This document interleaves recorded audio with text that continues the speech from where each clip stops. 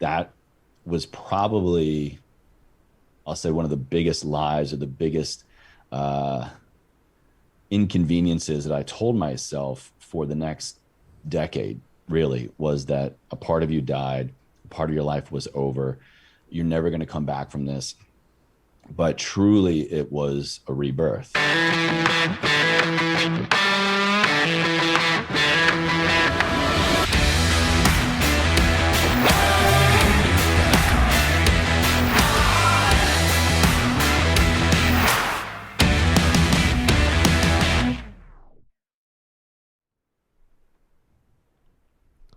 Hello and welcome to the Building Men podcast. Become the strongest version of yourself mentally, spiritually, emotionally, and physically. What's up, brother? How you doing? So we have a guest on today that I did a deep dive into his world. I feel like I know him intimately, and I just met him about 3 minutes ago. I wanted to introduce the audience to Chase Chewning. Chase, welcome to the Building Men podcast, my friend. My dudes, thank you so much for having me here. It's been a phenomenal 3 minutes so far. You guys are great. It's been great. I wish I had $1 for every time I heard a woman say that to me. Yeah, that's right. I know. So, Chase Chewning, like, as I think about what a man looks like, if I were to build a man out of clay, then I feel like Chase that's not a weird statement at all. I mean, that's Chase would be the man that I would build out of. Oh, his voice alone speaks, thousands. So it's fantastic. You would say that on like the 2 days out of the year that I actually clean shave. I would have been a little bit more burly for that definition just an hour ago, but here we are. So Chase is he's a coach caster, quote unquote. Basically, you're a strength and conditioning coach, you're a life coach, you're a podcaster, you're a podcast coach. You have an unbelievable journey that I've learned about. So is that how you would identify as a coach caster? Yeah, somebody said that word, or it kind of came up, maybe about 2 years ago, and it kind of just stuck. It's definitely, I think, the best way to put both of my worlds, the worlds that I've been in the most, the last many years, in one little term. Yeah, coach caster. I think it's got a nice little ring to it. I don't know. Nobody else has taken it yet. No, you should, that should be your patent. That should be, kind of what you go with. So Chase, we did. In the brief introduction, I mentioned one of the things in Building Men that I'm really fascinated with are men who go through this hero's journey, that have gone through something really challenging in their life, that have picked themselves up from a challenging situation, even reinvent or rediscover themselves along this journey. And you've done that a couple different times in your life. I listened to a podcast that you did. It was called Lessons. No, it was. You did a podcast on leadership. You were basically doing a speech for military members around leadership. And it was such an interesting journey into your life listening to that podcast that you released on the Ever Forward podcast, which is, that's your baby, basically, the Ever Forward podcast. Yeah. So you did this thing about leadership, and you bring the audience into this journey, one with your father. So I wanted to start there. And I wanted to, if you could take us through your life up until that delineated time point of January 22nd of 2005, which is a really significant date in your life. I'm interested first in lessons you learned from your father and lessons you learned in school that helped you define what it meant to be a man up until that point. And then I'll pick back up around that time. Yeah, really good question. And it's timely too. I think I was just recently talking with my wife about this, kind of just reminiscing some memories of my dad, particularly after he got out of the military. He was in the Army as well. And he just did whatever it took to be a contributing member of our community, to be a good husband, to be a good father, to be a loving, caring person, friend to strangers. He just did whatever it took to do the right thing and to provide ultimately. And as a kid growing up, I more and more now that I'm an adult and I look back on these things, I give credit to him and my stepmom and the whole just upbringing and how much they kept the struggle from us. You don't realize growing up that you are maybe, lower income, lower class. You don't have a whole lot, because I never felt like that. I only ever knew what it was to grow up in a loving family. I never wanted for anything. I had fun. I grew up in Southwest Virginia in the mountains, and I just felt like I had the best childhood, just running through the mountains and animals, and my brother and my sister, and just, we were loved, and my grandparents were there, and it was just like this mini little tribe. But looking back, I'm like, damn, like for many years, like I lived in a double wide. Many years, like my dad was, full-time active duty Army, and he was here and there and gone.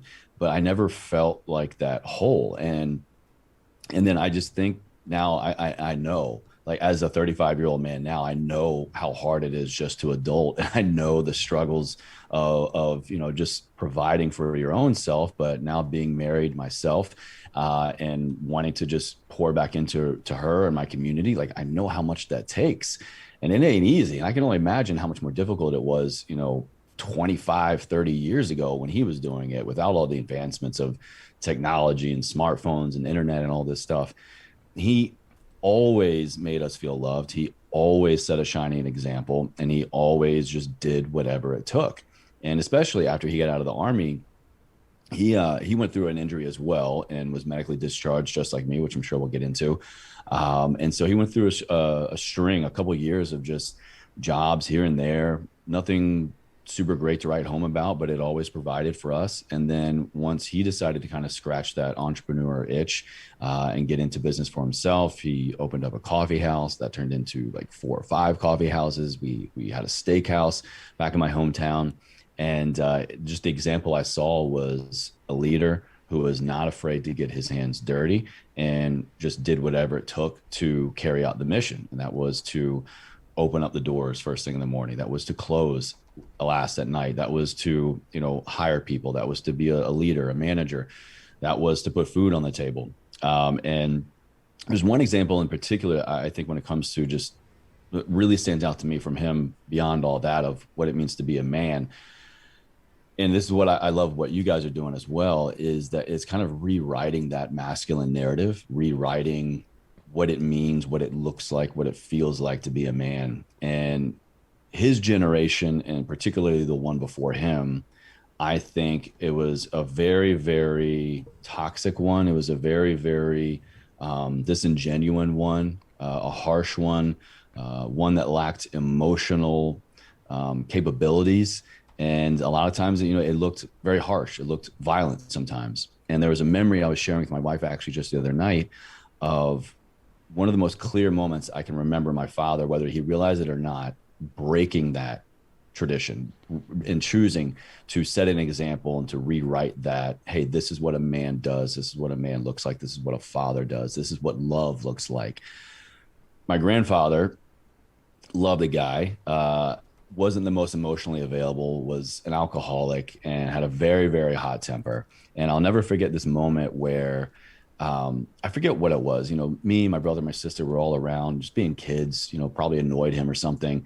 And he kind of just blew up, and he began to discipline us. I'm sure, as you can imagine, an old white man in Southwest Virginia might do. And then my grandmother proceeded to try to get into the middle of it, and he wound up hitting her. And I just remember running out to the back of my house and back into like our little playground area, and just detach myself from the situation like my grandmother told me to do. And my dad came home.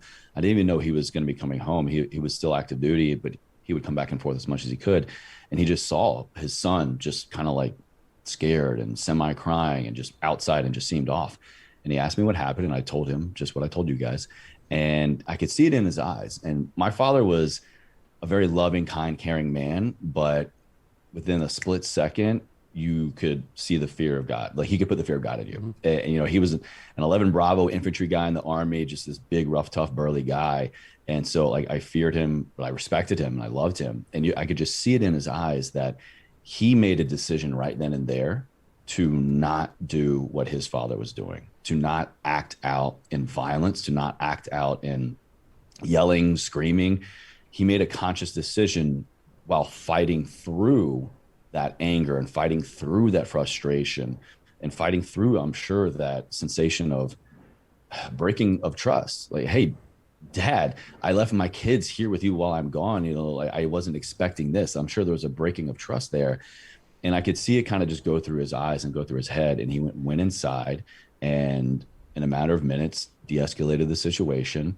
And from that moment on, like nothing like that ever happened again in my household. And it could have gone another direction. It could have been a violent one, but that I think is one of the most early imprints he put on me of this is what a man needs to be. He doesn't act out of violence unnecessarily. He doesn't raise his hand. He doesn't do all these things that traditionally other men might still do. But he is just communicative. He leads with, talking and, de-escalating situations, and is always an example of love, especially in front of his family. And the fact that your father was able to do that, growing up, I'm sure he was born in the 50s or 60s, and in that generation, to be able to show that level of vulnerability, it wasn't the norm. I know we'll talk. No. I mean, and the audience knows our situation with our father, and he didn't show any emotion really, and not until recently, right, that he started to show any level of emotion at all. And so what I was going to say too is the amount of courage that it takes to tackle something that's so deep rooted in him, as far as your father goes, growing up with his father, and him seeing all this and instilling all this. That's very difficult to do, to all of a sudden make a change, like a hard stop at that moment, and know then and there that you're going to change. I mean, he has a lot of work and healing to do, but to be able to give you this life and all this love while also not being present for some of it is amazing. I find that just to be that's so fantastic to hear, and it's so nice, And to be able to stand up to his old man, who I'm sure put the fear of God in him as well. Yeah, absolutely. Good point. And it gives us a deep dive into why you are the way you are. You mentioned that, on one of the podcasts, that your father was your hero. And you mentioned look, sound, and feel, which as an educator, that's something that I would tell to my teachers. As a principal, I would say, you need to help kids understand what it looks like, what it sounds like, and what it feels like to do whatever it is, whatever journey they're going on educationally. They need to understand, like almost visualize that. And you mentioned several different times that your father, it wasn't just what he said, it was what he did. He showed you the walk. So talk to us a little bit about what that means to you, your father showing you the walk. Yeah, I think, excuse me, as a young child, as a teenager, we often just think it's the annoying parts of growing up. It's the things that our parents they're making us do, or like, I don't want to be here. This is boring. This is lame. But, looking back, it's the example that he was setting, and it's the walk that he was walking. And I saw that really closely. I love how my father and I were able to share these moments together because, like you said, January 22nd, 2005 was actually the last day that we ever got to spend a moment with him. And him and I had a lot of unique time together. And how I saw him do that, how I saw him walk the walk, was I begrudgingly was one of his first employees in these coffee houses. It might have been some gray area with child labor laws. I don't know, but it's like, hey, this is what the family is doing. We're opening up these restaurants. I mean, before it was ever open, he and I were in there, and my little brother too. I was like 11, 12 years old, just with a crowbar and some power drills, just banging up some floor tile, tearing up the particle board in hopes we're finding some hardwood floor underneath for him to refinish, and hauling out trash and old appliances and getting this old location, ready for his new vision. And then that turned into many times going in just 0 dark 30 to open up the shop with him, like get in there like 4:30 a.m. to start baking the muffins and pastries and brewing the coffee and just getting the shop set up. And that was the work ethic that I saw as a teenager, and as the last thing I wanted to do, especially during my summer vacation. But anyways, but that's what I saw. And I saw him during the process. It was very rough because he was gone almost I think I saw my dad less in the first probably 2 years of him being an entrepreneur than I did in the 6 years that he was in the Army, which is wild. but it's just, he was the first one in to open up the shop. He was always there if there was ever a problem. He was the last one closing it up. He was the one hiring people, training people. He was the one out there schmoozing and, interacting with, the customers and the neighborhood, and just walking the neighborhood and just introducing himself to every single person that he saw, and just give, give, give, give, give. So much so that my stepmom, who was like, "Hey, this is not how you run a business. You got to make money. We can't be giving all this shit away." But that's what I saw. Literally, I've seen my father give a homeless man the shirt off of his back. I've been in the car with him multiple times when we would drive home, and he would see the same guy walking the same path home, who didn't have a car, walking from work to home, and we would pick him up and drive him home. The same guy who loaned out his brand new Dodge Ram pickup truck, the first four-door Ram, this quad cab that they had in our area, in our town, to one of our employees whose van broke down from her church and was going on this youth group mission and was going to be awash because they didn't have any way to transport people. Just tossed her the keys, this brand new truck. And I just saw a man who showed up when he needed to show up and gave without ever wanting or expecting anything in return. And as a kid, I guess maybe I could have appreciated a lot of that, but you see somebody sometimes like, what about me? He's doing all this stuff for, other people. And it's kind of a hard concept to grasp. But he did his best to help explain that, because like, this is all for you. This is all for us. We're building a business, building a life here. We're growing ourselves into the community and becoming, more contributing to the community. We're getting to know everybody, because there's a time when we're going to need help from them and vice versa. And it was difficult. It was hard, but I mean, that was the walk that I saw him walk. And he never asked for anything in return. And it was all for us. It was all for the legacy and the life that he could provide for us. And specifically with me, like I said, we didn't come from money at all, but he found a way somehow to, I guess he saw a path I was going down in like sixth grade that him and my stepmom didn't really like. And, I guess you can tell as a parent. And so they pulled me out of that public school. We went to dinner, said, "Hey, Chase, next week you're changing schools. We're going to this private school over here. It's actually right across the street from our coffee shop. We're going to keep eyes on you."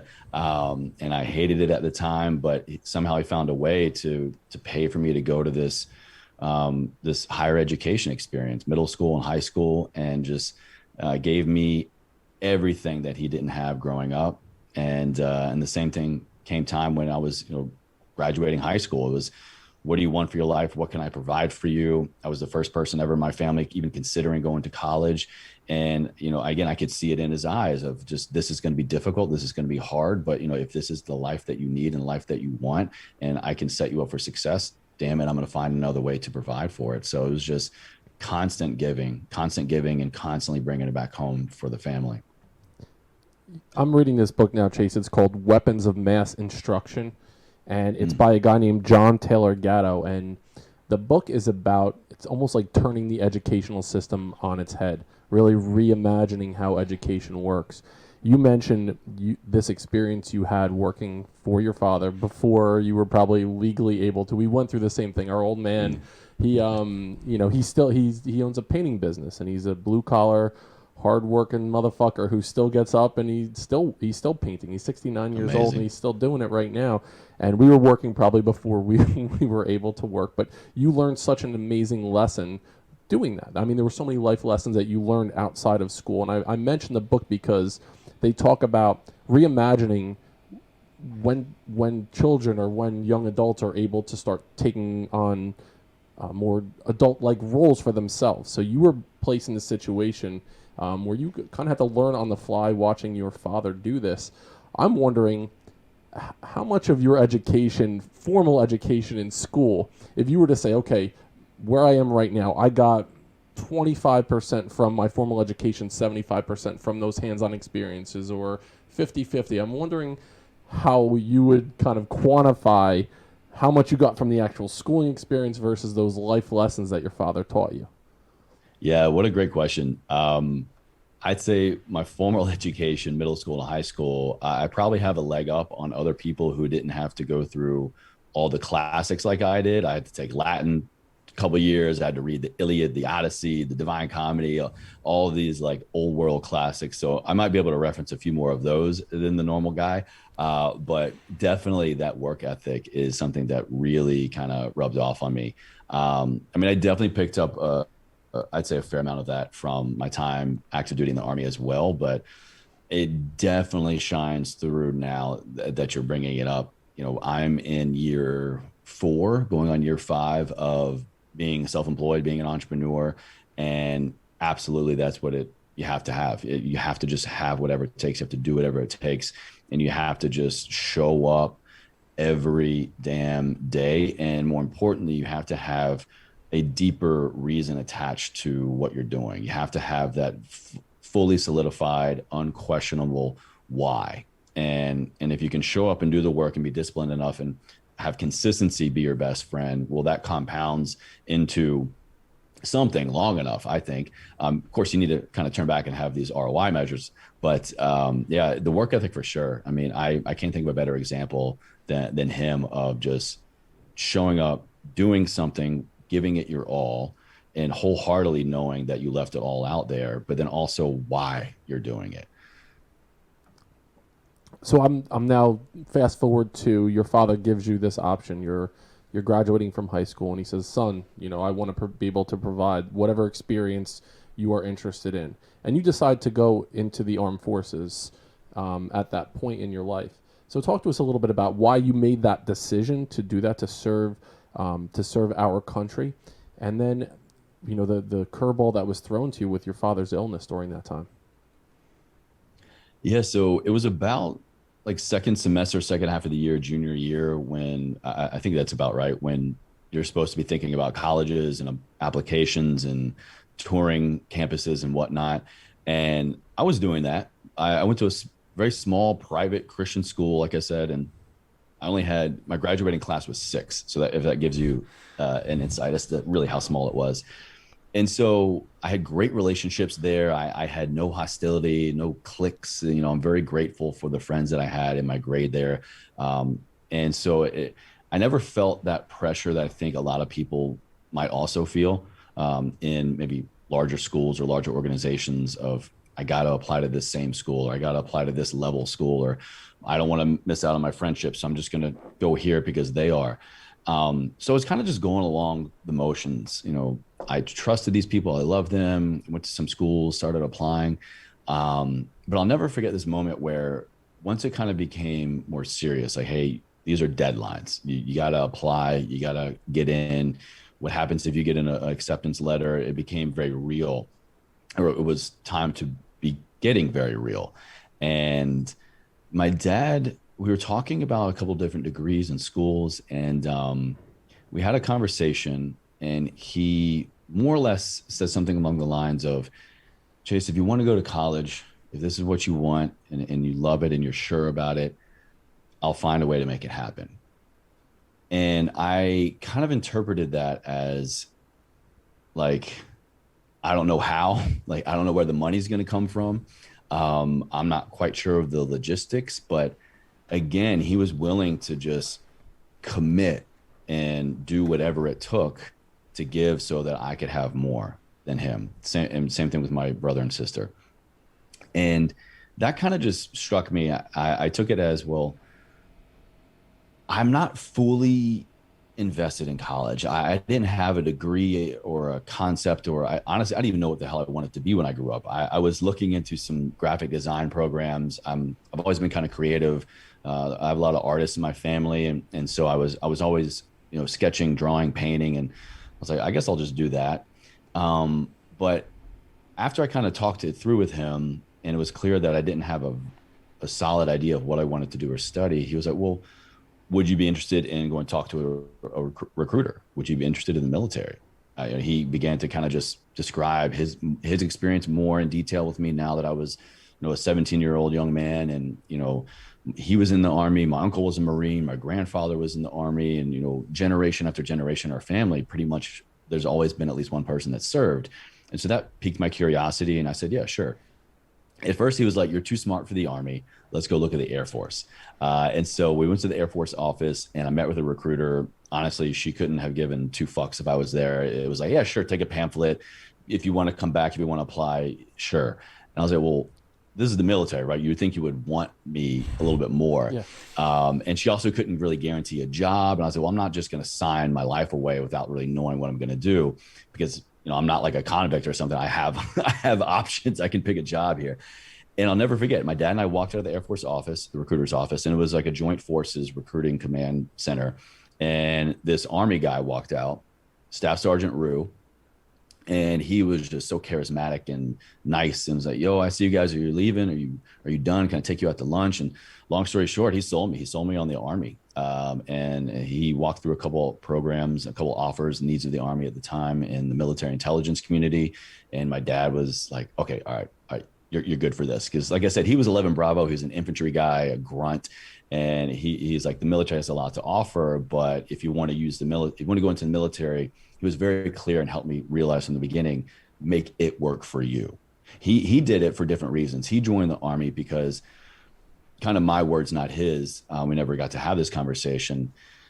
He just kind of felt like he didn't have any other option. He needed to do something at the time that was going to provide regular pay, healthcare benefits for his wife at the time, my biological mother, and his 3 young children. And that was really the only thing that he had. But then in that process, he loved it. He loved it. He lived it, breathed it, ate it. He absolutely just thrived in the military. And it really kind of broke his spirits a lot when he was injured and got out. Well, he was quite literally broken. He had a helicopter accident. He was a Persian Gulf vet and wound up rappelling out of a helicopter, and the chopper dropped, and like he went falling to the ground. Like he wound up having to have his spine, lower part of his spine, kind of rebuilt. He was medically discharged. So it really was just like a kind of like, all right, cool. My son not only wants to do this, but now he's going to do it because he wants to, and he's going to make it work for him. I got an amazing sign-up bonus. I mean, what 17-year-old isn't just going to see that $20,000 enlistment bonus check on top of free college, on top of all this stuff? And so that was very exciting, and I could see how it lit up my father. And I wanted to like keep him excited. It was never pressured. It was never forced. It was never like, hey, Chase, this is what Chewnings do, so this is what you're going to do. But I could just see how excited he was for this kind of legacy to carry on. And he knew how much he loved the military, and him and I are very similar. And he's like, Chase, you're just going to love it. You're going to love it. You're going to love it. And so I was like, cool. Well, this is exciting me more than something that might interest me in college. And I also know that this is going to be zero burden to my family, especially financially. So that was it. I enlisted Christmas break of my senior year of high school, swore in. And then I went in what's called this delayed entry program. It's like mini boot camp, sort of, kind of, not really, until I actually left for basic combat training. And during that time, we were involved. There was a lot of conflict going on in the world at that time. It's still right now. Yeah, this is 2003. This is the height of, wow, terrorism and OEF, all that. Yeah. So, I mean, I'm just looking at it as I have a son who's 16 years old. And, I mean, the lessons that your father taught you, I mean, I want to write a letter to your father and just give it to you to read to him at one point. He was such an amazing masculine role model for you in so many ways. He said, I will provide this for you if that's where you want to go. And then you were able to say to him, like, I want to do this not because I'm afraid, or I want to do this to honor you, but also not to put a burden on my family. So the lessons that were taught there, as far as masculine lessons, they're just they're next level things. I just I hold your father in such a high regard based on this quick conversation here. So Thank you. Were you scared at that point? Like, I just think back, if my son told me that right now, I would be scared for him to tell me that, and then I know he would be scared as well. So how did you feel during that time? It's weird. I don't know if I was just naive or just so entrusting to this new journey that my father presented to me. Like, why would he ever put me in harm's way? Yeah, honestly, I don't know. This was 2003. This was when we were literally dropping bombs over Baghdad, and it was wartime. And because I was actually a minor, you have to get parental consent. Both of your parents, if alive, have to sign this waiver. We actually had to do it, I think, two, if not even three times, at least twice. My mom, because every time we would go to sign it, she would just start crying and ruin the paperwork. She's like, I don't want my baby boy to go to war. I don't, blah, blah. And, rightfully so. But I just kept telling her, and I kept telling myself and everybody, like, I'm going into a totally different job. I'm not going to be this, guy who's on the ground all the time. I'm not going to be the one knocking down doors. Little did I know at that time that literally was everybody. So there definitely was some naivete going on there, but I had this wholehearted trust in my father that whatever he laid before me was going to be not only an option for me and one that I enjoyed, but how could I ever go wrong? How could I ever be put in harm's way? And so I think I was just so caught up in the excitement. And once I began to kind of share it publicly with my school and my community, nobody else was really doing that. Nobody else in my school, I mean, all five other people in my graduating class, nobody else was enlisting. Nobody else was going into a military academy. I was the first person, that I can think of in our entire community that any of us really knew or engaged with that was signing up.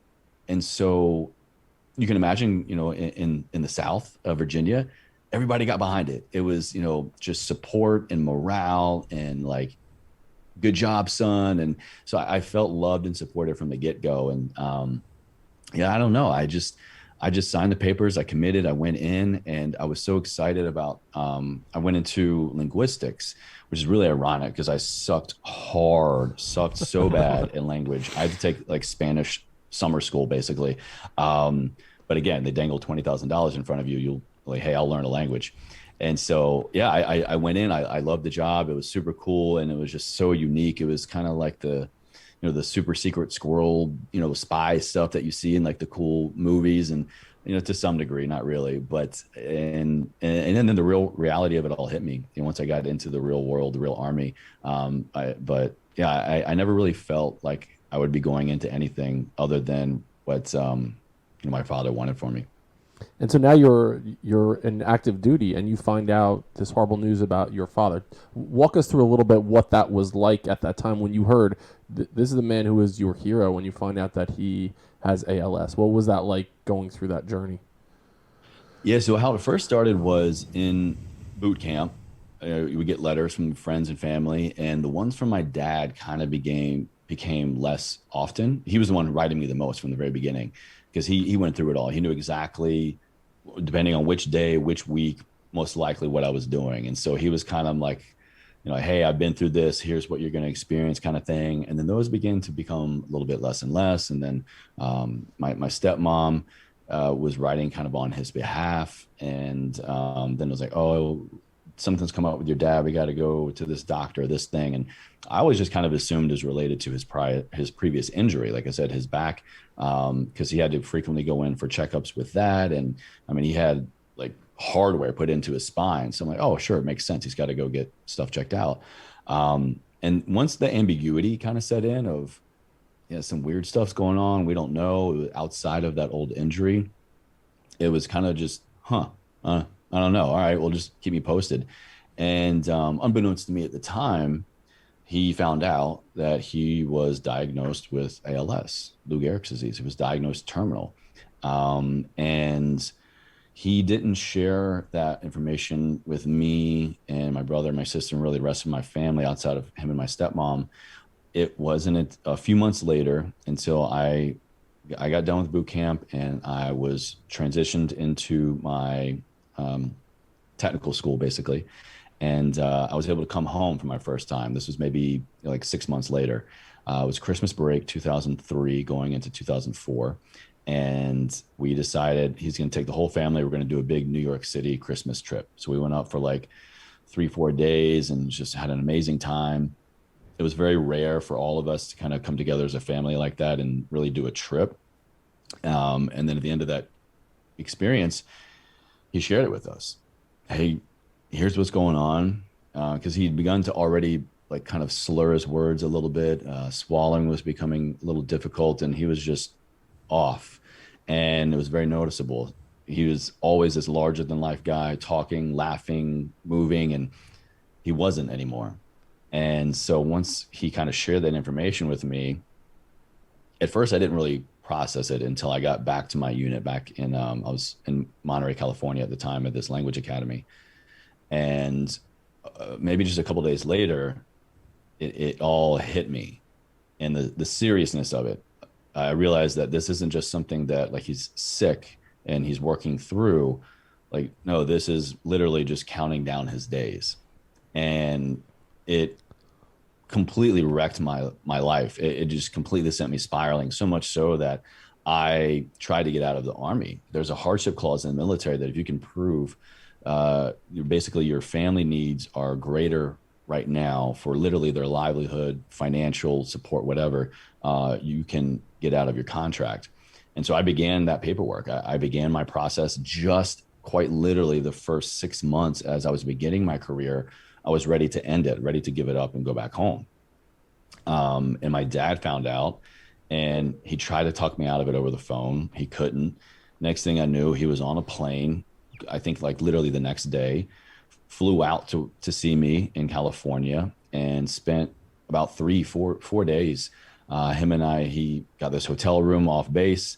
We went and just did what we always did. We just went to coffee houses. We walked around. We drove to San Francisco. We went to Pebble Beach, and we just, had, I think, decades worth of father-son time boiled down to 4 years, because he was already on a cane at this point. It was very difficult for him to talk and move. And I mean, looking back, I mean, this was a painful process for him, but it was so important for him to tell me these things and to show me that, like, Chase, my journey is ending. Yours just began. Mine ending doesn't need to be the end of yours as well. And he convinced me otherwise. He talked me out of abandoning it. He, again, just like my decision to join the military, it wasn't, hey, you're going to do this because this is what we do. It also wasn't like, you're not going to quit just because I'm saying not to quit. He wanted to hear me. He wanted to talk with me. He wanted us to have that time to just really, for me to hear it myself, that I'm choosing to stay in, I'm choosing to persevere, I'm choosing to continue to walk the walk. Just because something like this is happening, it shouldn't be the end all be all for my journey. And we left it as, all right, I'm going to stay in. He flew back home, and very rapidly after that, things began to just get worse. He became pretty much bedridden at home. He was in a motorized, wheelchair scooter thing. And then just a couple months after that, we had to put him in the hospital for terminal care for the next, few months after he was alive. From diagnosis to when he passed, it was about just shy of 18 months. It's a very escalated case. One thing that I find really interesting as well is, as people go through these life-changing experiences, I've recognized seeing people that have rebuilt themselves from these experiences. You went through this, you buried your hero. You said that on a couple different podcasts. You buried your hero.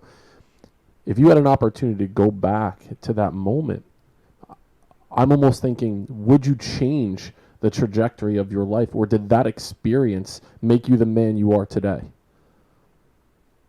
Absolutely. We only know this in hindsight, right? I am now at a place in my life, and the grief and the process and the loss of all that, it's been 16 years. I am in a place of gratitude for his loss. And that whole experience, I will never, ever forget. Like you said, I quite literally I thought buried a part of me when he had a military ceremony, military tribute there for his funeral. And I'll never forget the playing of taps and the 21 gun salute and the folding of the flag over his coffin, passing to my stepmom to my left and my best friend Katie to my right, and just the swarm of people in that place. Even leading up to that, it was just as far back as I can remember, looking in the back of the hearse or the limo that we were in, from the funeral home to the gravesite. I could not see the end of the line of people that came out to show the love and support for my father. Nurses that worked for him one shift in the VA hospital. He just left, even in a vegetative state, more or less. He left such an impression on everybody that he came in contact with that at his funeral, they had to come out and support that. And at the end of it all, I was the last person over his grave, and the flag had been given to my mother, and everybody was walking back, and the guy or the guys were there with their shovels to finish doing their job. And I dropped one final rose down into the hole in the ground, and I said goodbye. And I thought I was saying goodbye to a part of myself there as well. And that was probably, I'll say, one of the biggest lies or the biggest inconveniences that I told myself for the next decade, really, was that a part of you died, a part of your life was over. You're never going to come back from this. But truly, it was a rebirth. And I only can say this now because of the 10, 12 years later, before I ever got to a point where I could even talk about this again. Now it's been 16 years since he passed. But that gave me purpose. It gave me meaning. It truly is the reason for everything that I'm doing right here, right now. I mean, these two words that are above me, that are, my brand and my mission and, my tattoo, it was something that he said growing up. It's something that I witnessed in him my entire life. And even quite literally to his last dying breath, these were the words, this was the mantra that he wanted to leave behind. And it was in that moment where that became a reality. And so what I thought was death was actually a rebirth for me. And I am totally in a place of gratitude for this mission, for this mantra, for this philosophy, for this mindset, for this way of living that he not only demonstrated to me, but I think passed off to me, unfortunately, through a sacrifice, through a deed such as his death. I wouldn't change a damn thing. I can't imagine my life any different. Of course, my family, we would love to have him here with us, but none of us would be here doing what we're doing now, I think, if we're not for that tragedy. And he lives on. That ever forward mantra, that idea is living on through every single interaction that you are having. I mean, I could speak for myself. Listening to your podcast, listening to what you are doing, your father's words are speaking to you, to me, through you, now to my audience. So there's that ripple effect that he has created. And I just wanted to acknowledge you, and I want to appreciate, what you just went through to tell that story. I know that that's a deep dive into everything that's going on, and to have those couple months with your father, and the experiences that you had, and to have the courage to say that experience made you who you are today. It's not looking back, like you just said, throwing that last rose onto the coffin. At the time, you were thinking, "Woe was me." Now you're thinking, that experience helped me help so many millions of people right now. And it takes a lot of courage to even acknowledge that, kind of manifesting itself in your experience. Mm-hmm. Thank you, man. Thank you. And the ever forward, it's not just a tattoo. It's not just a radio. It's not just a banner on the wall. It is how you live your life. From the lessons that your father taught you, it's taking that difficult situation, not letting it drag you down, helping it push you or propel you forward. So now, after this experience, you have a couple days, and now you got to head back. You got to head back into the military. They need you there. So talk to us a little bit about that transition, going back into the military now, and from that point until you had that difficult physical situation that you went through. Yeah, so quite literally, I think I had like 3 days after his funeral. I was on emergency leave, which has basically meant like I tapped out all my PTO, and I was in the hole now a couple weeks. I was so grateful that I was able to go home. I was with my father and my family for his literal last 2 weeks that he was alive. I was with him during his last few breaths. So I had to go back to being a soldier. And that definitely, whether it was just my circumstances or convenience, it allowed me the opportunity. And I also think because of the nature of my job, what I was doing with my life at the time, I didn't have the luxury. I didn't have the opportunity for properly grieving. I can honestly say, my character back then was to also just suppress everything, to just stuff it down. But in my line of work at the time, letting your emotions get the better of you quite literally could be life or death. It could be the meaning of life and death for you, life and death for other people. Again, this was 2005. We were still very much a nation at war. And I kind of chose, I guess, to turn that off. And, I would have moments here and there when I would come home, or it would be his anniversary, and I would have, my sad moments that I thought were, hey, this is just normal. Yeah, of course, a 20-something guy is going to cry about his father every once in a while. But it should have been way more often. It should have been more immediate. It should have been tears sooner. It should have been therapy sooner. It should have been talking to my family, my friends sooner. And it should have been much more consistent and longer. But I didn't have that luxury, or I chose to not have that luxury at the time.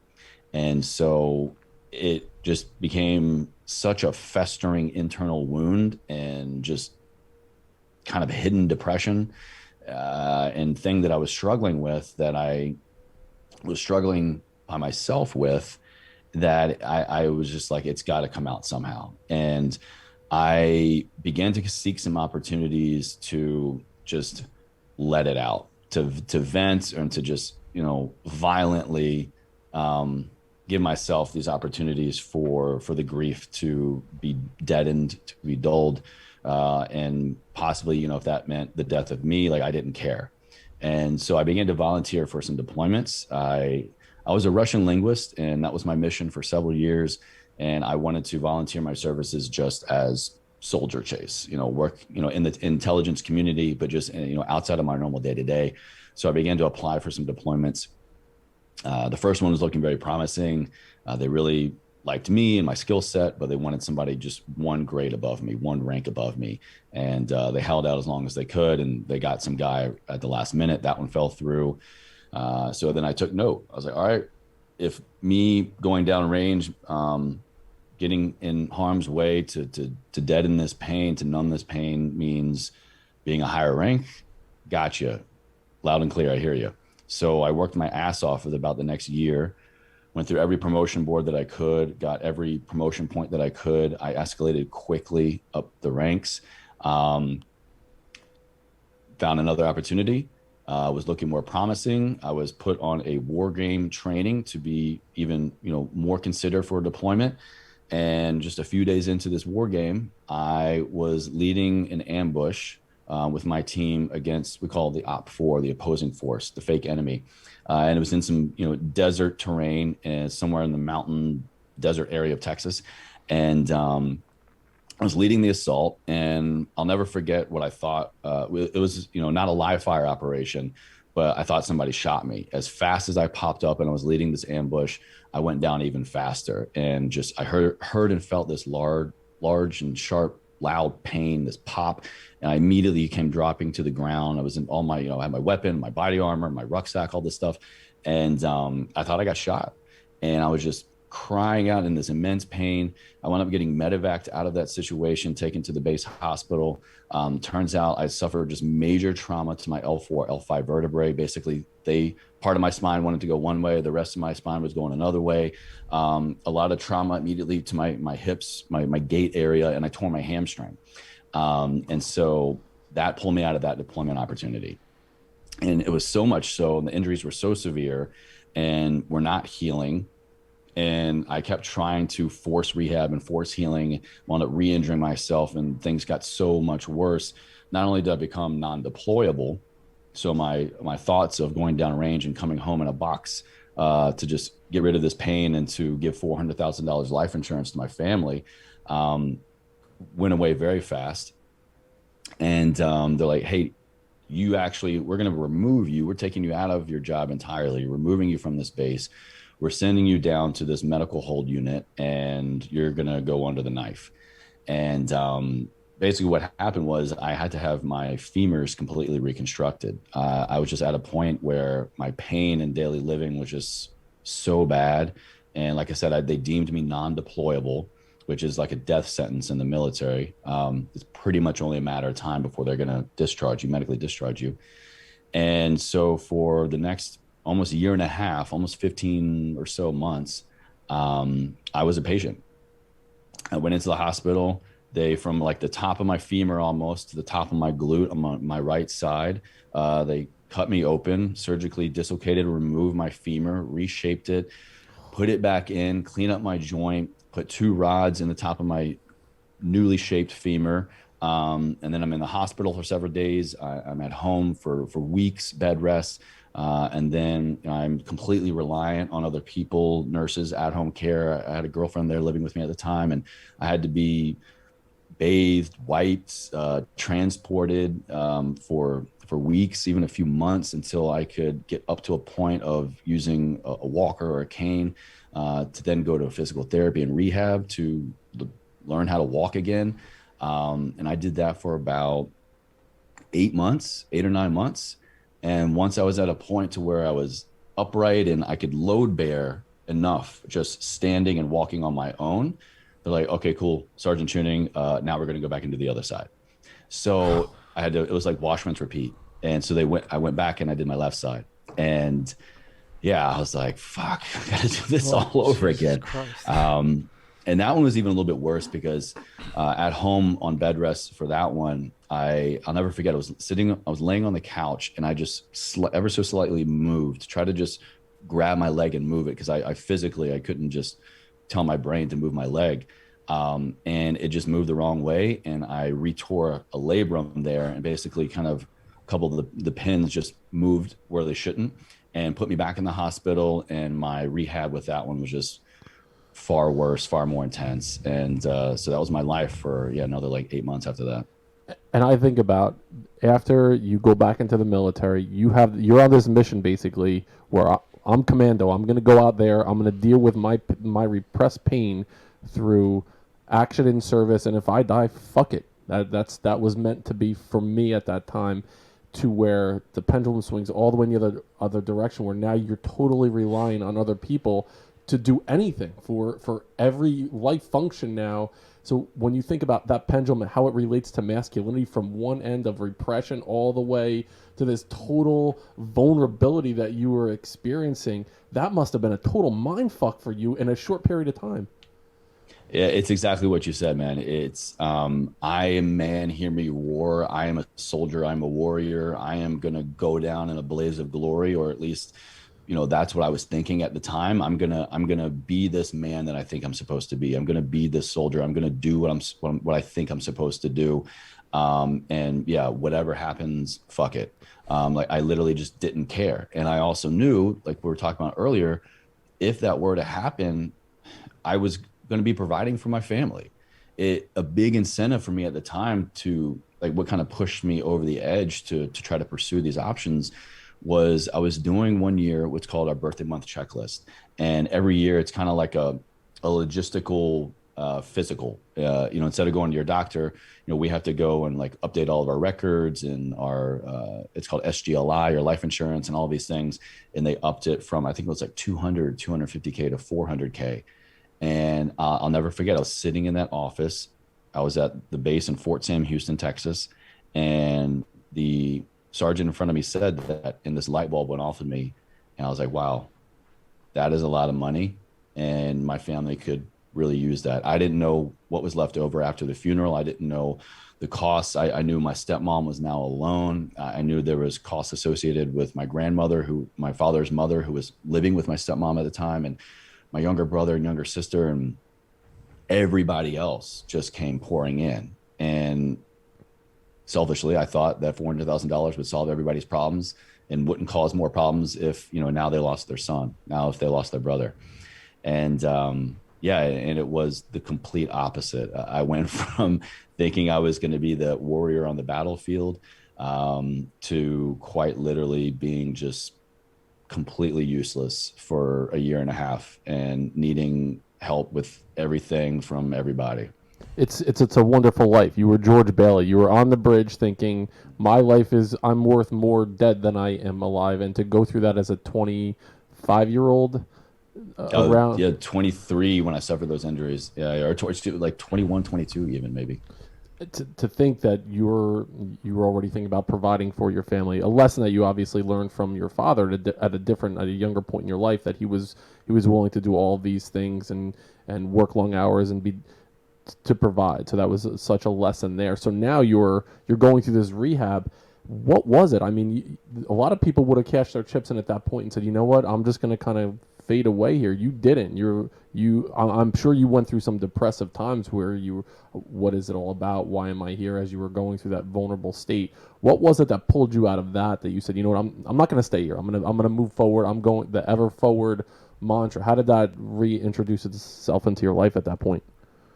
Yeah, I'll always say that what I went through sucked. It really, really did. It sucked hard and I hated it and I was miserable. And it was a total identity change for me, a radical, almost overnight identity change because being in the military, I think, is one of the most active jobs you could ever have. And before that, I grew up in the mountains on hundreds of acres of my family's land of just running, playing, building forts, pretending to be an army guy. I played baseball and sports my whole life, and I never knew anything other than being active. I never knew anything other than living a quality life, moving freely, eating well, and just feeling like fucking Superman.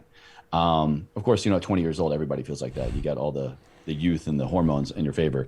But I give a lot of credit to the unfortunate situations of others that I shared during that 15, 18 months, that year and a half. So like I said, I was in a medical hold unit. I wasn't in a regular Army unit anymore.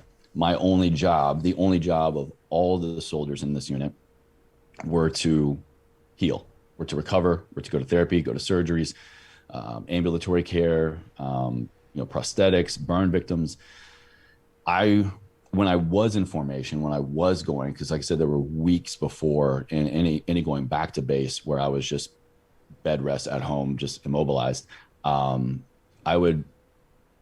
Transportation would pick me up. I would get dropped off in the parking lot. They would get my wheelchair down. I would wheel up to formation, or if I was on a walker or a cane at the time, and I would go up to these guys and these girls, and they were just unrecognizable. Like head to toe burn victims, multiple arms and limbs missing. And it just showed me that, like, Chase, this could have been your life. I literally saw what could have happened if I didn't completely go through with it.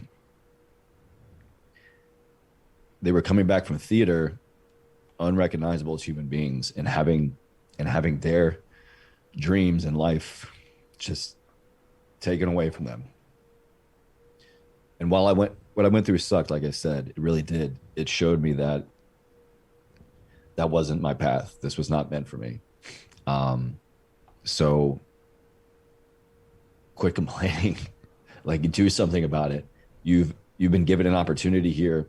You've been literally quite given the gift of time. You have nothing else to do other than heal, other than learn the body, learn what is going on inside and out, develop an appreciation for this second chance you've been given, because of the path that I was choosing for myself. My dad, God, the universe, whatever, quite literally snapped me up out of that moment and had to physically, mentally, emotionally, and spiritually break me so that I could be shown what I was meant to do, what I was meant for, what my father wanted for me, truly. And so I would just look around, and there were a lot of disgruntled people there, you can imagine, in those physical and mental states, but there were so many other people that they had a better attitude about their life than I did. They were cracking jokes and they were talking about what they were doing on the weekend and, life after the military. And they were already future thinking, whether it was all bullshit, whether it was false motivation or not. Like it left an imprint on me. And I just realized that all right, fine. Like, I tried my best. This is not working out how I thought. And, so I began to just maximize my downtime. All I had was time. If I wasn't in physical therapy or rehab or pool therapy or whatever. I was just laying in bed at home. I was at home doing nothing. So I began to study anatomy, physiology, nutrition. I began to read books. I began to scour the internet. I began to just, in a way, it definitely was a way for me to reinstate control over my life, because all bodily functions, more or less. I mean, I had no control over my daily living, what I could do, but I could, like, I can learn how, to eat certain foods that are going to help reduce inflammation and promote healing in the body. I can support gut health, brain health. I can learn about different exercise techniques and isometrics and things that I can, work on with the rest of my body while maybe the lower half of my body is completely out of commission. And I became fascinated and just obsessed, really. And I was downloading everything I could download, and watching YouTube videos, and I even began to take some online courses and get enrolled in school. I completed my associate's degree, and I began to just really understand the human body in a way that I never had before. I just took it for granted before. I think a lot of people, you show up, you move, you act, you play sports, you whatever. But when that's taken away from you, you don't realize what a gift movement is. You don't realize what a gift sleeping through the night is. You don't realize. That was another thing too. I didn't mention my journey was, you can imagine the level of pain that I was in. I didn't know. I became hooked on painkillers. I was on narcotic pain medication for months and months and months after my surgery. So much so that it would get, night terrors. I would, like sleepwalk, night walk. I would have these out of body experiences. And so much so one time they gave me a seizure. I knocked myself unconscious and gave myself a traumatic brain injury, a mild TBI, sent me back in the hospital. And so brain health and everything became a big interest to me. And so I just poured my everything into that, because I knew there was going to come a day pretty quickly where the Army's like, okay, Chase, you're upright and mobile again. So you're done, you're out. And so they medically retired me, actually, 23 years old. They sent me packing, and I began my new life about 3 weeks later. I was enrolled in school back in home state of Virginia, in an exercise science program.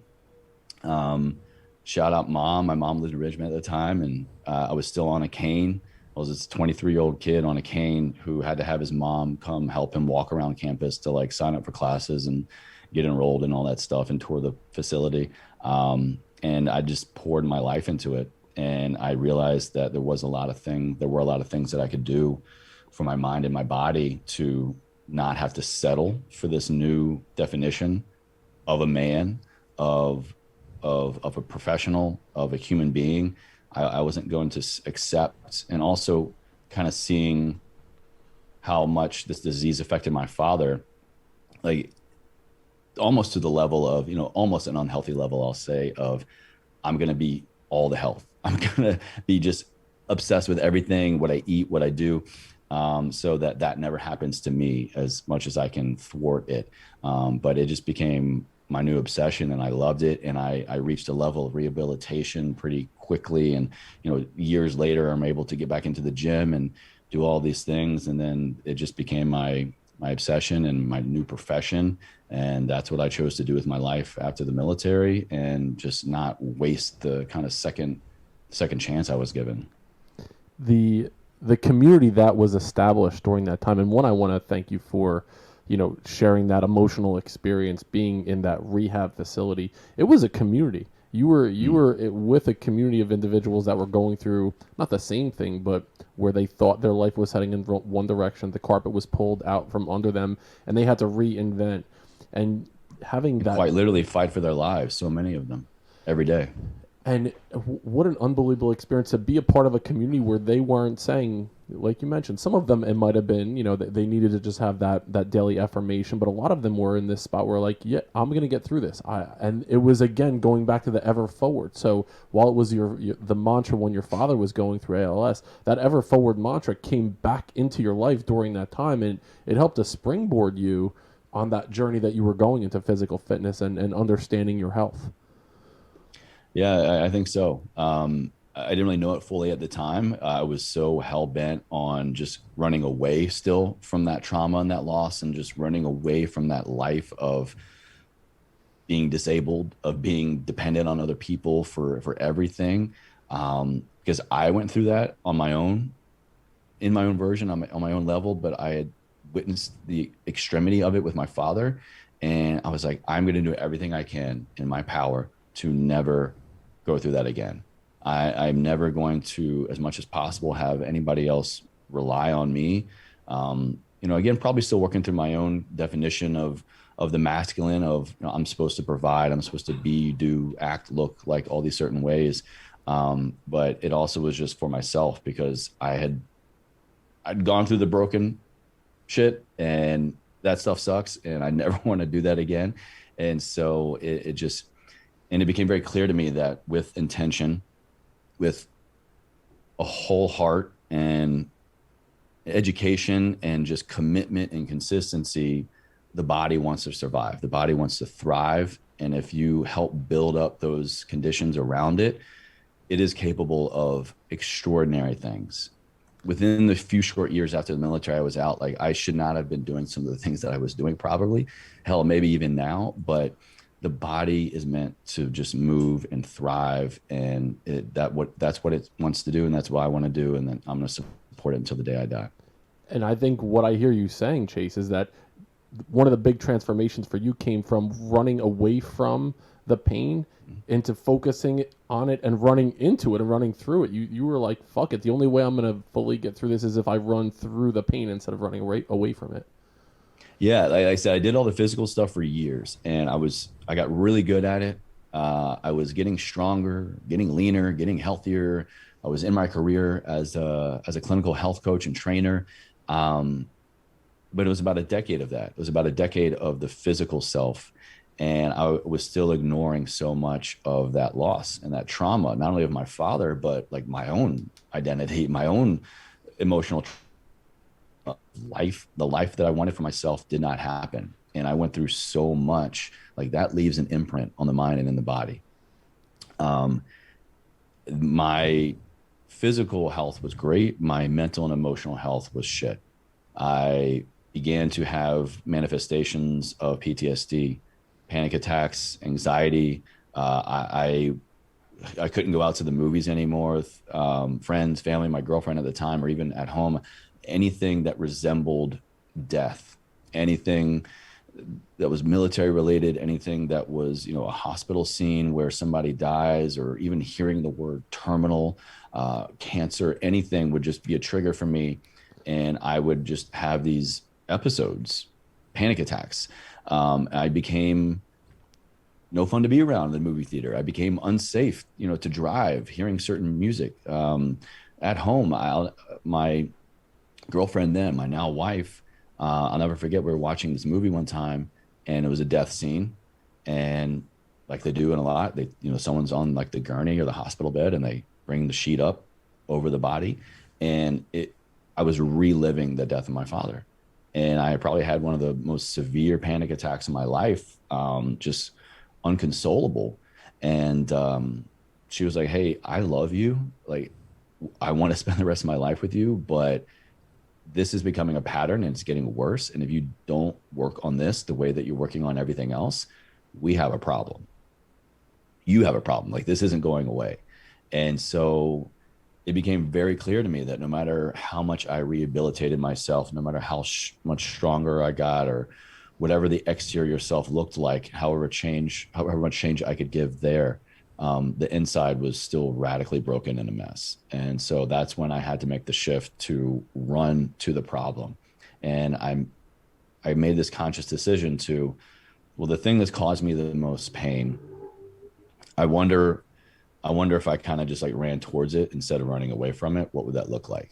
Because that's what I did with the physical self. Like my areas of injury, my body was broken. So let me go treat the body. Let me run to the body. So I began to finally just revisit all of that. I started just pouring my heart, my soul out into journals and brain dumping and just, going back to therapy and just working on my mental health, my emotional health, and finally giving that an opportunity to catch up to all the physical stuff. And then that completely changed the trajectory of my life. I was able to, it took years, but to work through reducing those panic attacks, being able to sit through a death scene, being able to talk about any of this without completely breaking down, I got a lot of my life back, and I got that relationship back. We wound up being fine. I got married, and she's here in the room with me now, and it's amazing. And so the body can go through a lot, and the mind and the soul can go through a lot, and it's often the first part. It's often just the body that we focus on, because that's the thing we think needs the most attention, especially as men. I mean, that's why we go to the gym. A lot of us, we don't realize it. That's why we need to think we need to look a certain way, feel a certain way. There's a deeper rooted, usually kind of emotional connection that we're lagging. And I actually had a realization about this late last summer, of not only so the deadlift, right, has become something that I love to do the most. And it's one that makes me feel the most empowered back in my body, because when you think about it, it's engaging the hips so much. And that's my weakest point. That's my most broken point. And I should not be able to do a lot of things I'm able to do. I mean, I'm no world record holder, but I've repped out 420 pounds for a few on the deadlift, and somebody with bionic hips like me, that's pretty fucking cool. I'm super happy with it. But what I realized the most was why that movement is actually so important to me is it's an emotional rooted reason. One time I was home from active duty before my father passed away. I was visiting that same friend I mentioned during my father's funeral, my friend Katie, my best friend from high school. I was visiting her and her family just down the road from my house. I got a call from my stepmom. Hey, can you come home? I need help with your dad. I was like, what happened? He fell and I can't get him up. So I went home, and racing home, thinking the worst, open up the house door, go inside. And my stepmom was trying to help him out of the chair into the shower or something, or he fell out of the chair. And with ALS, you have no control over your muscles. You can't do anything. The mind is completely there. So he's completely cognizant and aware the whole time, but you're a prisoner in your own body. And I remember I was 20 years old. No, I was 18, 19. Yeah, 19 when he passed, maybe 19 years old. And thinking that I'm this, now this big, tough Army guy. I'd been in for a year. I can do anything, right? I couldn't even lift up my own father off the ground.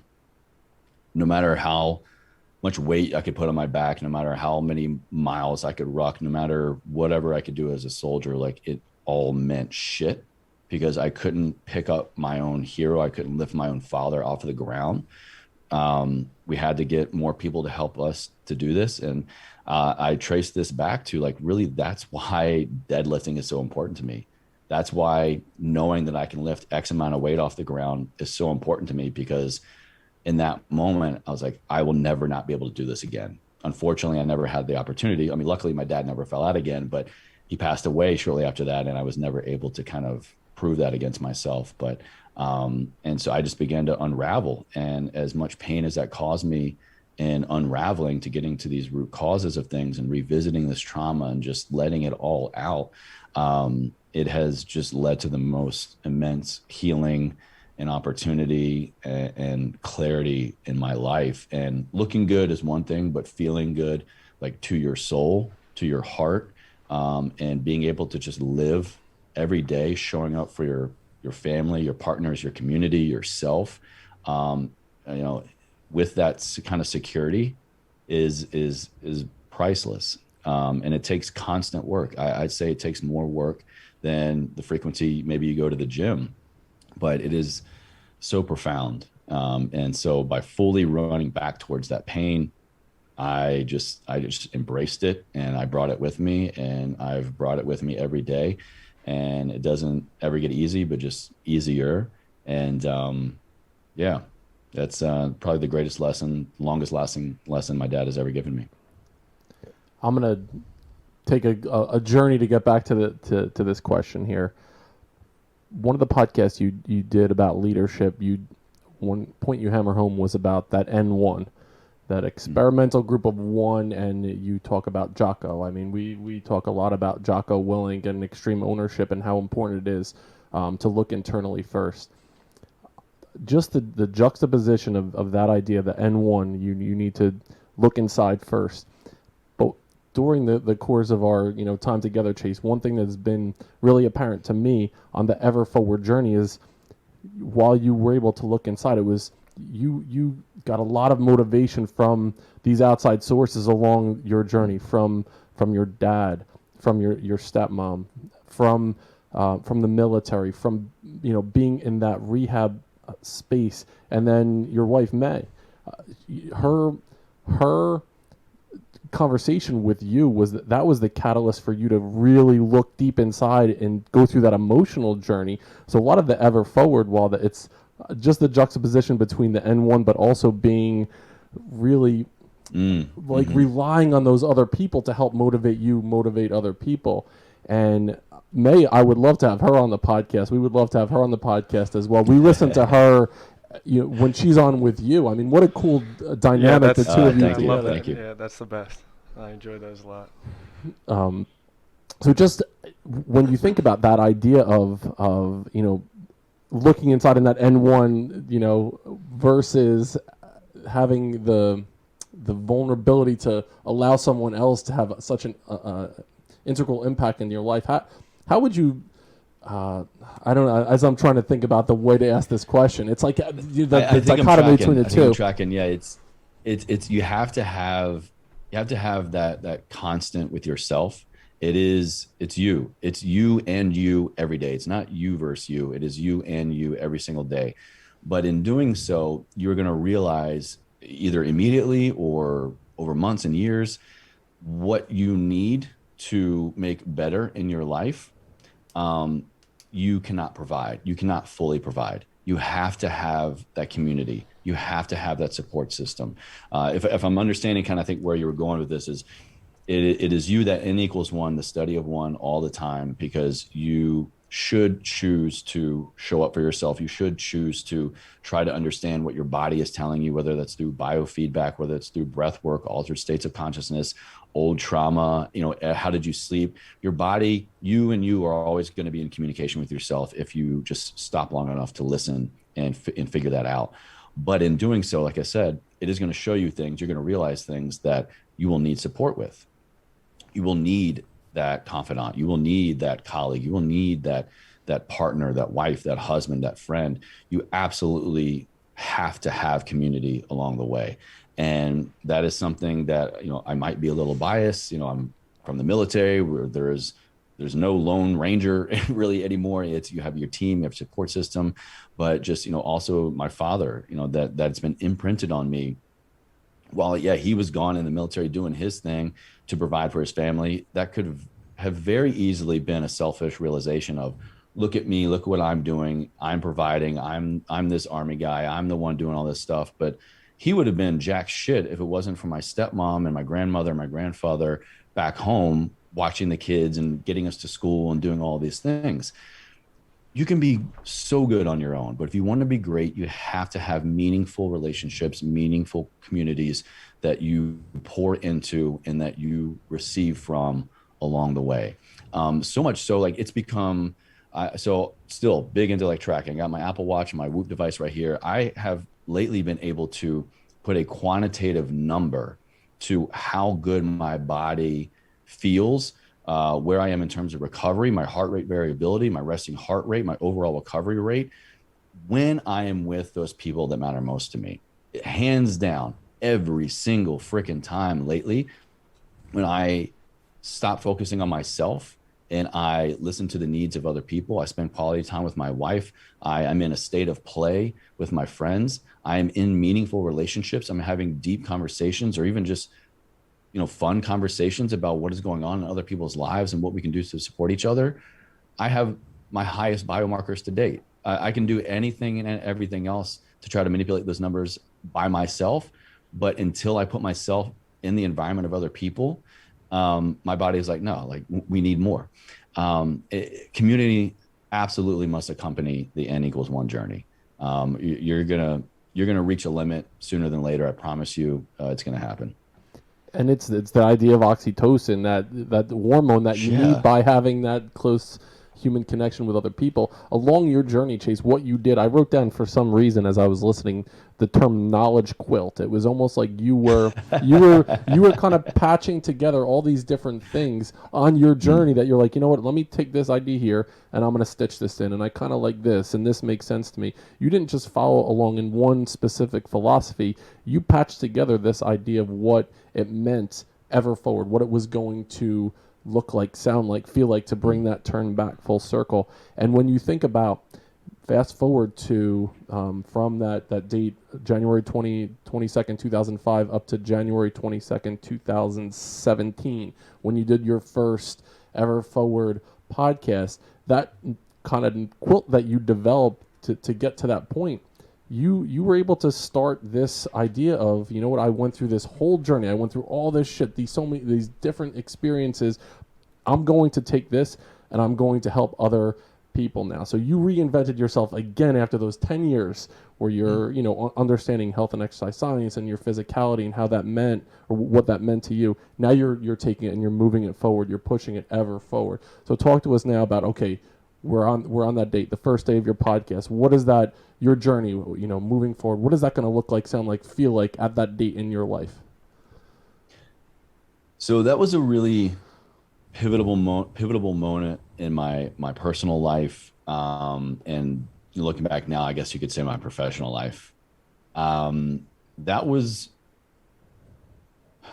when I was realizing the power and necessity of, okay, not only, all right, Chase, you went to therapy. Okay, not only you talked about your feelings, but not, okay, it's not over. Like, the necessity for this to continue in order for you to heal and to live the life that you want. And so while, yes, I decided to launch Ever Forward Radio on the memorial of his passing, January 22nd, 2017, as a way to create a new platform, connect with an audience, grow a new one. This is kind of, on the cusp of, all the social media stuff. It was and still is the greatest way that I have found for me to continue to heal. Because every single time I sit down for an interview like this, or for my show, or do anything related to EF, and my brother as well, he runs Ever Forward Apparel, it's that intention. It's that immediate reminder of, we are doing this because of what we went through. We are doing this for the legacy of our father. We were doing this for us. And it was just wild to see how well and quickly it was accepted. It could have just been somebody created a brand or a business, and just, hopefully you market it right and people interpret its meaning the way that you want it. But just since, and my brother introduced the brand first, Ever Forward Apparel. And once I saw how well it was accepted, and just how quickly people were connecting to us, of like, I've lost a father, I've lost someone, or this isn't just a brand, this isn't just a t-shirt, this is something that has a lot of meaning to it. Like, we can connect to that. There's a humanization component. And I picked up on that pretty quickly. And I realized that it has to be more. It has to be more. And my skill set at the time was talking. My skill set at the time is the human body. My skill set is understanding the physicality, but also the mental, emotional aspects of this all. And so what better way for me to pick it up and to give my part and to contribute to this new mission through the podcast, because that was the platform, excuse me, that was contributing so much to my life at the time and my personal growth. And I would listen to them on my way into work, and I would have just the best, most immediate resources to help my clients in their health and their wellness. And so I just latched on. And when I introduced it to the world on that date, it really was almost like another rebirth for me, because I am now here publicly creating something and giving something that is, the content and stuff is familiar already for my audience. And it's not a wild, crazy thing for anybody to launch a podcast, but just for me to do it with that name, and for me to do it with that meaning, and for me to do it so that every time I have a conversation with somebody on that show, I am revisiting that experience in my life. It was the most necessary thing I could have ever done for my mental health, I think. And it has continued to allow me to grow and to heal, but damn sure to learn this, new version of a man that I've become. I am letting go of the soldier Chase. I'm letting go of the health coach Chase. I am stepping into this new version and picking up the torch, and finally really understanding my own identity and mapping out my own path. You mentioned on one of the podcasts, Chase, that it's not about finding someone that's a million steps in front of you trying to catch up. You need to find someone who's a step or two ahead of you and try to use them as a mentor and a guide. I think you're probably more than a step or two ahead of us right now, maybe three or four, but I'm using you as an example, as a mentor for me and for my brother Anthony to help us become the best versions of ourselves as podcast hosts as well. We did it a little bit differently. I mentioned when we first got to know each other, you did a lot of time doing the research, understanding what equipment you needed, the best way to interview a guest, and you spent months and months doing the research, creating that knowledge quilt. We jumped off and we're like, all right, hopefully there's a parachute that works here, because we didn't know what the fuck we were doing, and we're definitely learning along the way.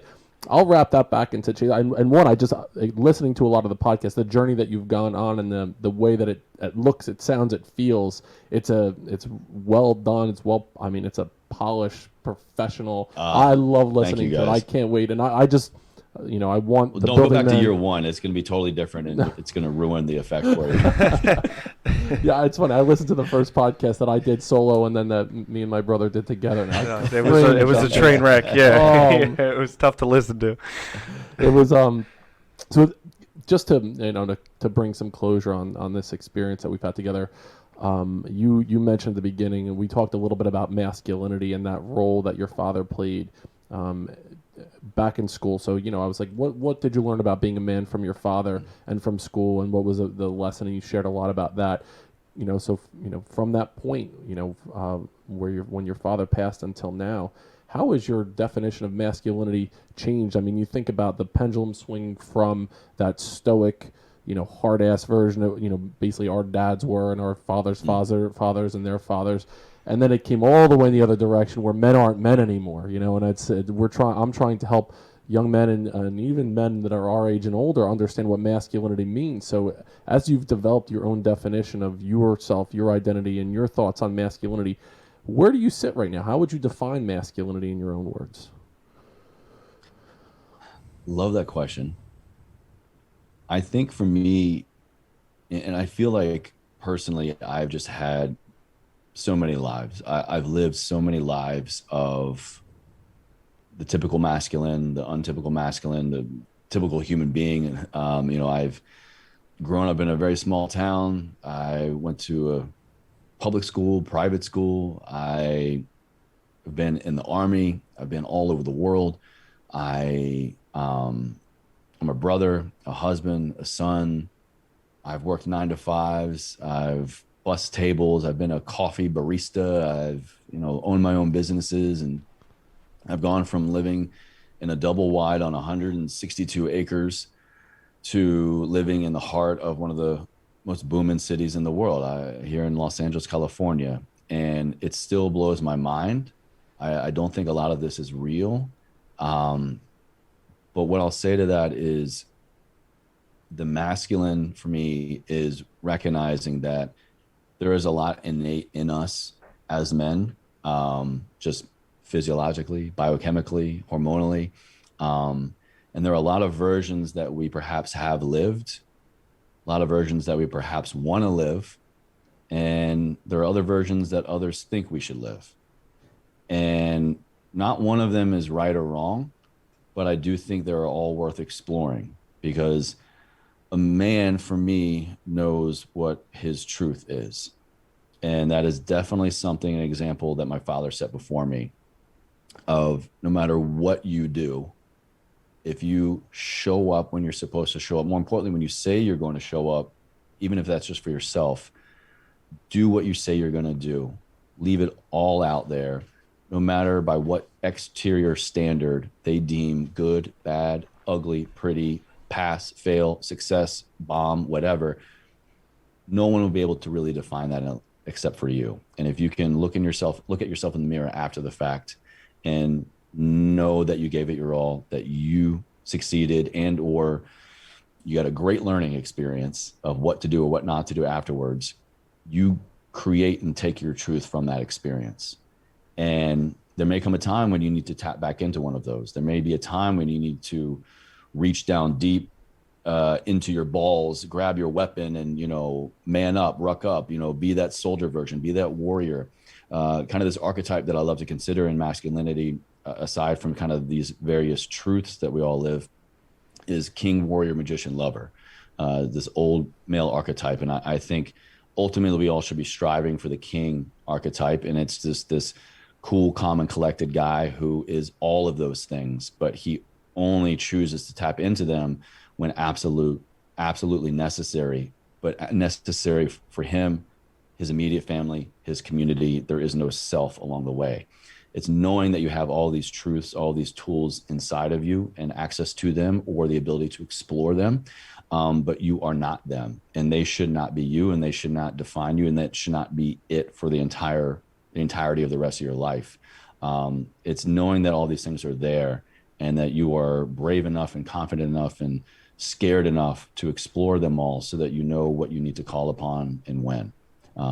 Knowing your truth and knowing that, I think, is the greatest way a man could ever live. That's as close to a comprehensive definition as I've Were heard. you writing that down? Because Yeah. that's that was beautiful. That was absolute Yeah. beauty in words right there, Chase. So, Thank you. where can the Building Men audience find you, Chase Chewning? How can we get in touch with you? How can we follow along on your journey?